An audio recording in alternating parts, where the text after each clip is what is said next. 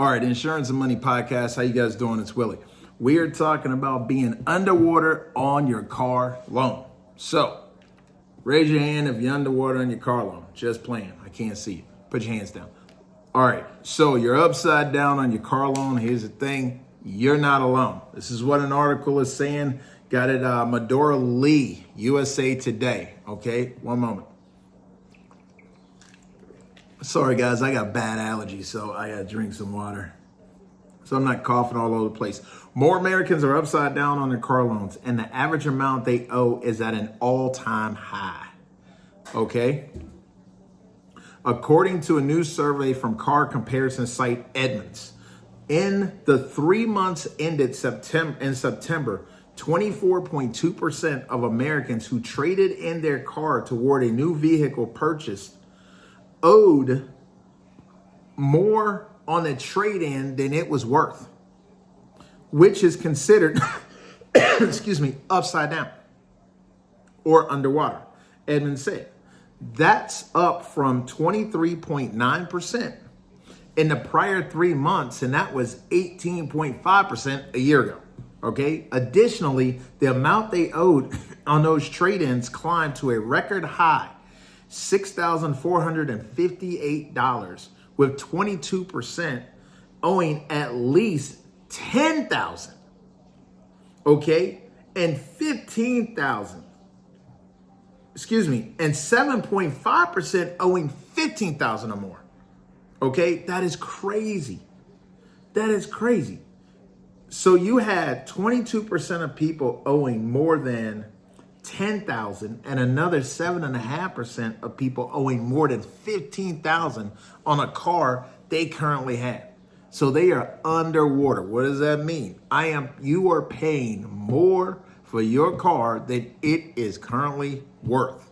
And you have a note on it and you have to pay. All right.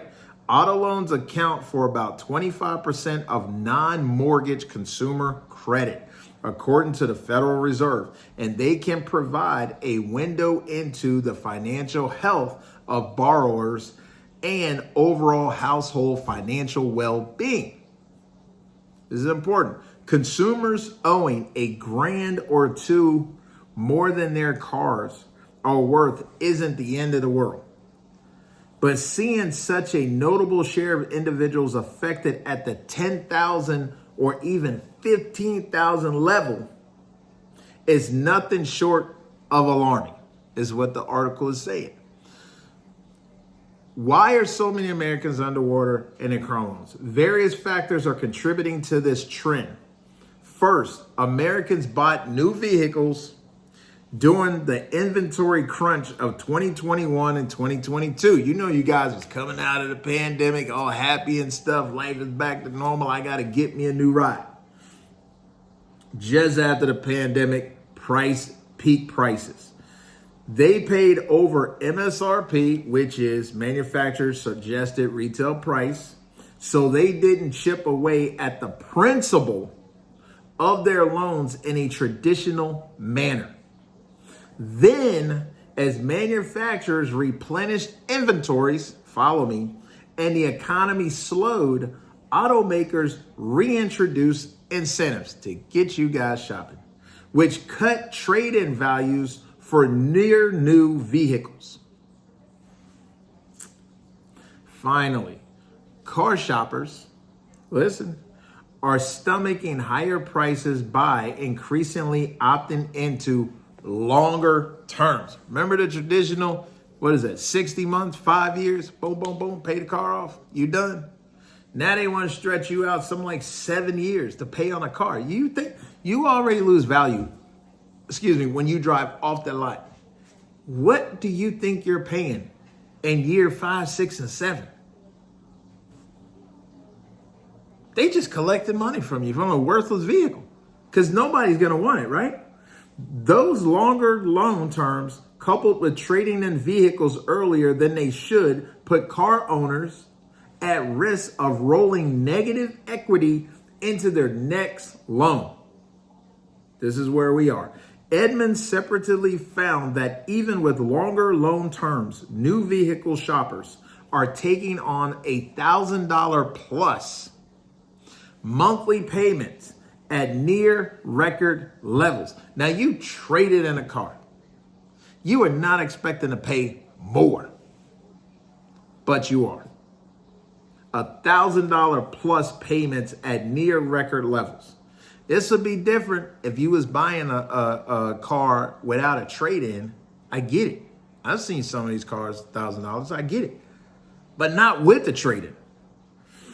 So these buyers made up 17.4% of new car shoppers from June through September. A Federal Reserve study last month found higher monthly car payments usually led to higher delinquencies. That means repo time.